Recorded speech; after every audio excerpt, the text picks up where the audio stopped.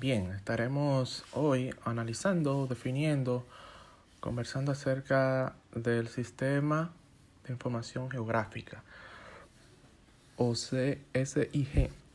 SIG. Esta definición es basada en Wikipedia.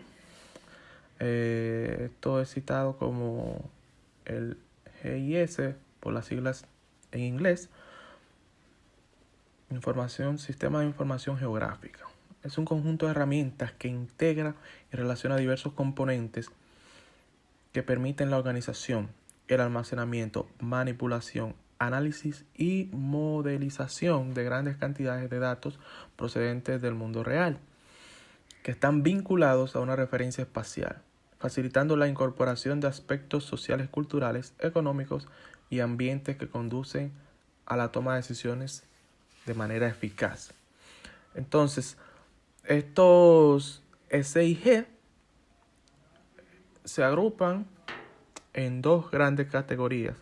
En esta noche vamos a estar hablando de la primera, que son los vectoriales. Las características geográficas se expresan con frecuencia como vectores, manteniendo las características geométricas de las figuras. En los datos vectoriales, el interés de las representaciones se centra en la precisión de la localización de los elementos geográficos sobre el espacio, y donde los fenómenos se representan de forma discreta, es decir, de límites definidos. Cada una de estas geometrías están vinculadas a la fila de una base de datos que describe sus atributos. Por ejemplo, una base de datos que describe los lagos puede contener datos sobre la batimetría de estos, la calidad del agua o el nivel de contaminación. O sea, por ejemplo, un dato vectorial sobre un lago, esto se define y almacena información que se puede utilizar. Más adelante vamos a ver ejemplos y vamos a estar haciendo ejemplos, utilizando ejemplos directos con relación a esto. Esta información puede ser utilizada para crear un mapa que describa un atributo particular contenido de la base de datos, ¿verdad? Una base de datos espacial, como se le conoce. Los lagos pueden tener un rango de colores en función del nivel de contaminación. Además, las diferentes geometrías de los elementos también pueden ser comparadas. Así, por ejemplo, el SIG puede ser usado para identificar aquellos pozos. Geometría de puntos que están en torno a 2 kilómetros de un lago. Geometría de polígonos. Y que tiene un alto nivel de contaminación. Aquí vemos dos de estos modelos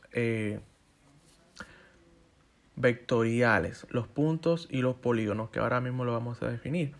Para modelar digitalmente las entidades del mundo real, se utilizan tres elementos geométricos: el punto, la línea y el polígono. Los puntos se utilizan para entidades geométricas que mejor pueden ser expresadas por un único punto de referencia. En otras palabras, la simple ubicación. Por ejemplo, las localizaciones de los pozos, picos de elevaciones o puntos de interés, los puntos que transmiten la menor cantidad de información de estos tipos de archivos y no son posibles las mediciones. También pueden utilizar para representar zonas a una escala pequeña. Por ejemplo, la ciudad en un mapa del mundo estará representada por un punto en lugar de polígonos.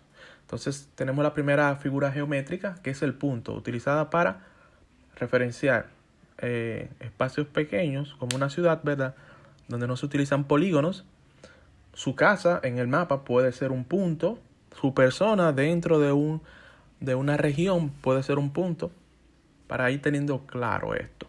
Seguimos con las líneas o polilíneas. Las líneas unidimensionales o polilíneas son usadas para rasgos lineales como ríos, caminos, ferrocarriles, rastros, líneas topográficas o curvas de nivel.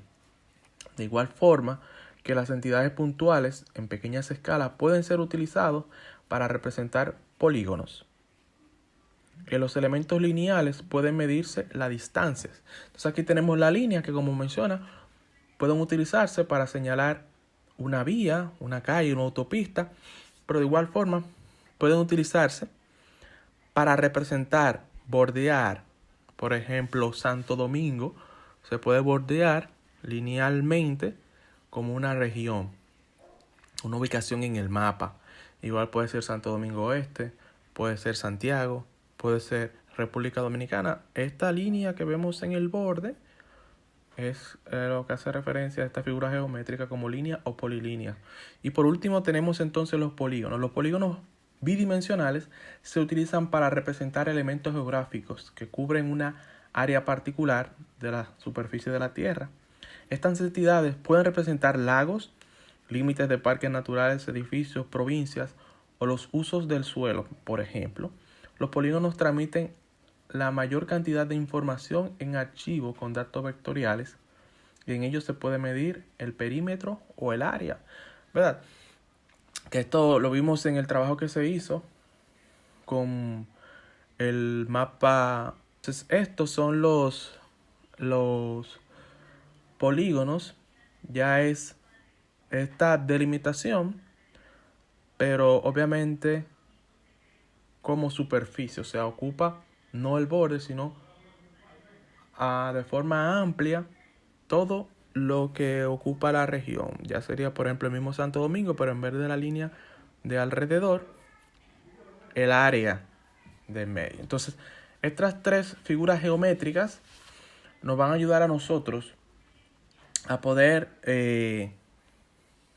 utilizar, mostrar, visualizar la información de diferentes formas. Y a partir de ahora, con estos conocimientos, vamos a utilizarlo.